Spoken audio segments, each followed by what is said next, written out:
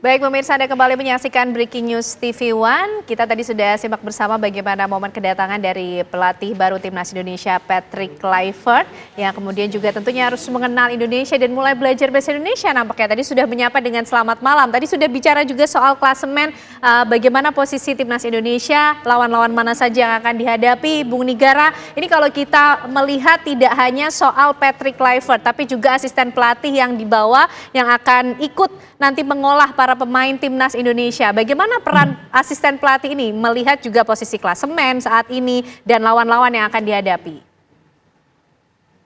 Ya, kita bersyukur ya ada Alex Pastoor yang mampu, yang secara faktual sudah mampu mengangkat tim dari second divisi menjadi divisi. Ini ada sesuatu tiga klub yang bisa diangkat oleh dia. Ini sesuatu yang menurut saya punya peluang yang sangat besar. Artinya dia ini kan kompetisi Belanda bukan kompetisi Indonesia gitu, jadi berbeda gitu. Jadi saya juga tidak merendah kompetisi kita, tetapi harus diakui Belanda jauh di atas kita gitu. Dengan posisi seperti ini, maka strategi-strategi akan diterapkan mudah-mudahan tidak akan tidak akan memberatkan pemain karena memang modalnya sama-sama Belanda itu.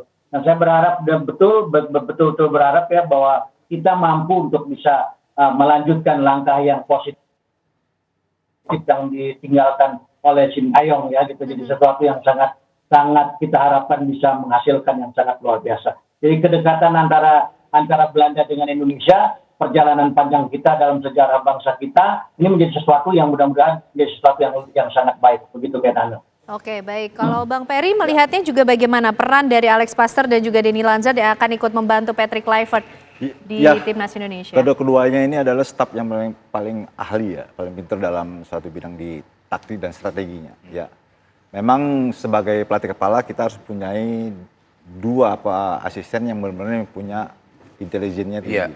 Kalau kita tidak, istilah kata begini, kita punya asisten lebih pintar daripada kita. Karena kalau kita tidak punya asisten, kita nggak bisa apa-apa. Ya.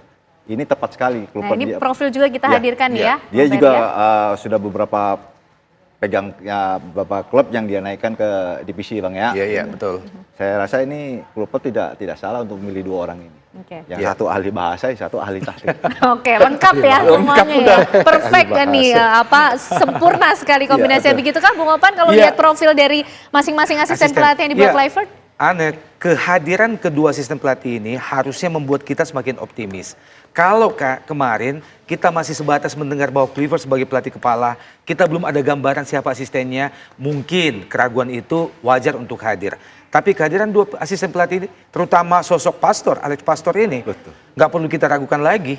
Bahkan media-media Belanda sendiri memberitakan bahwa seharusnya Alex Pastoor yang jadi head coach Indonesia, kemudian Kluivert jadi asisten. Tapi kan sama saja, artinya sekali lagi kehadiran kedua asisten ini terutama Alex Pastoor, kemudian Denny Lanzard yang juga pernah menjadi pemain nasional Belanda dan masih berdarah Maluku, harusnya membuat kita yang kemarin masih ragu-ragu semakin bisa meninggalkan kenangan masa lalu, semakin bisa move on. Bahwa Kluivert, Pastoor, dan Lanzard adalah masa depan, hari esoknya Timnas Indonesia. Nah, dengan komposisi pelatih dan asisten pelatih yang seperti ini dan juga laga terdekat yang akan kita hadapi, Bung Opan, apa kemudian catatan yang ingin diberikan oleh Bung Opan? Ya, saya sepakat dengan banyak pendapat sama seperti yang disampaikan tadi oleh Bang Ferry Sandria bahwa dengan kehadiran Kluivert, ditambah nanti misalnya Ole juga bergabung, kemudian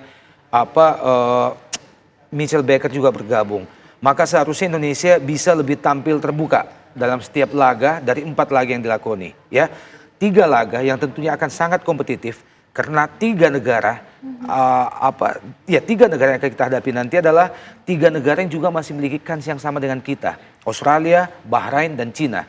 Melawan Jepang, ya bisa jadi Jepang tidak akan ngoyo karena mereka sudah pasti sebagai juara grup. Kemudian kedekatan kita juga antara Jepang dan Indonesia, mudah-mudahan di laga terakhir nanti Jepang juga menurunkan pemain-pemain lapis kedua yang selama ini mereka atau jarang mereka turunkan untuk menghadapi Indonesia, sehingga di Jepang pun kita bisa mendapatkan minimal hasil draw.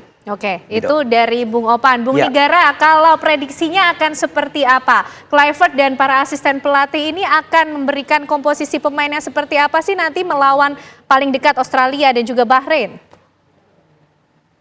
Yang pertama barangkali gaya Belanda akan terasa betul. Pemainnya Belanda, pelatihnya Belanda gitu ya. Jadi terasa betul akan ada attacking yang luar biasa yang selama di tangan Sintayong itu nggak kita lihat gitu. Kemudian yang berikutnya juga akan terasa di mana Patrick Kluivert-nya akan punya starting 11 yang jelas gitu.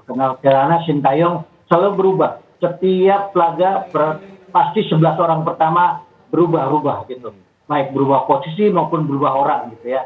Nah, ini juga yang jadi kendala. Jadi sepertinya Sintayong masih mau untuk mencoba-coba. Tapi hasilnya nggak bisa kita sanggah, nggak bisa kita bantah. Hasil dari tangan Sintayong sangat luar biasa. Nah, sekarang di tangan trio Belanda ini kita berharap betul dengan modal pemain naturalisasi dari Belanda, maka ini akan menjadi sesuatu yang sangat luar biasa. Gaya menyerang, ya, kemudian juga akan datang baru ada 2 atau 3 pemain depan yang bagus-bagus juga akan datang. Jadi ini juga akan menjadi kekuatan baru bagi tim nasional kita. Oke. Kita memang paling penting melawan Australia. Baik, Bung Di Negara. mana kita minimal harus bisa draw, apalagi kalau menang tuh bagus banget. Gitu Oke, ya. baik, Nah, Bung Negara. kemudian saya terserah melawan Jepang mau nurunin pemain inti yang sekarang juga boleh nggak apa-apa, mau pemain pencadangan juga nggak jadi masalah.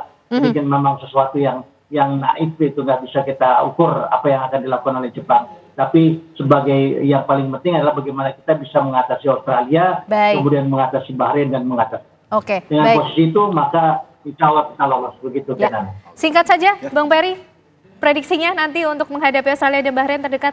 Insya Allah Indonesia di posisi kedua. Oke. Ya, Oke. mudah-mudahan lawan Australia kita menahan draw. Kita tidak bicara Jepang ya, begitu Bang Rupanya. Iya, iya. Kita nanti main di tandang melawan Cina dengan lawan Bahrain. Ini harus pastikan hidup mati harus menang. Laga kandang Oke. itu. Oke. Laga kandang harus Iya. menang harus. Baik, Kluivert tiba siap pimpin timnas Garuda untuk menjawab begitu banyak asa. Terima kasih Sama-sama. Bang Peri Sandria, Terima Bung kasih, Opan, Ana. Bung Terima Nigara kasih. malam hari ini sudah mengawal penuh bagaimana Bang momen-momen Nigara, kedatangan bersejarah salam sehat, Bang Nigara. Sehat Patrick selalu, Bang. Kluivert di Indonesia. Sehat selalu semuanya. Terima kasih. Dan pemirsa, itulah akhir kebersamaan kita di Breaking News TV One malam hari ini. Namun sesaat lagi Anda dapat menyaksikan program Apa Kabar Indonesia Malam bersama dengan Sira Safira. Saya Ken Anda dan teman-teman yang bertugas pamit undur diri. Terima kasih. Selamat malam. Sampai jumpa.